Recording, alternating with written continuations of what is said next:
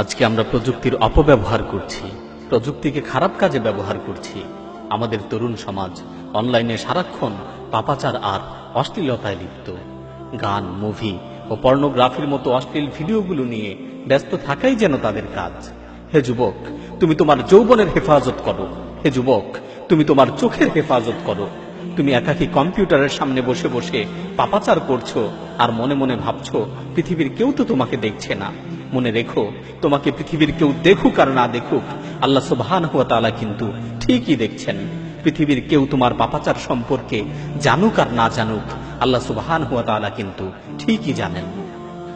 তুমি কম্পিউটারের browsing history থেকে তোমার পাপাচারকে যতবারই ডিলিট করো না কেন, মনে রেখো আল্লাহর কাছে তোমার পাপাচারের হিস্টোরি কিন্তু ঠিকই থেকে যাচ্ছে। কিরামান কাতিবিন তথা সম্মানিত লেখক ফেরেশতাগণ তোমার অপরাধগুলোকে লিখে রেখেছেন।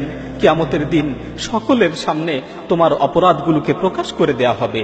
আজকে তুমি যেই হাত দিয়ে কিবোর্ড চাপছো, যেই হাত দিয়ে মাউস নাড়ছো, যেই চোখ দিয়ে অশ্লীল জিনিসগুলো দেখছো, সেই হাত, সেই চোখ সেদিন তোমার বিরুদ্ধে সাক্ষী দিবে।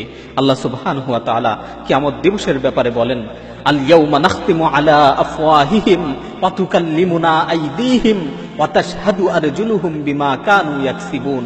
আজকে আমি তোমাদের মুখগুলোকে বন্ধ করে দিব। আজকে তোমাদের অপরাধের ব্যাপারে তোমাদের হাত কথা বলবে, তোমাদের পা কথা বলবে। আজকে তোমাদের অপরাধের ব্যাপারে তোমাদের হাত পা সাক্ষী দিবে।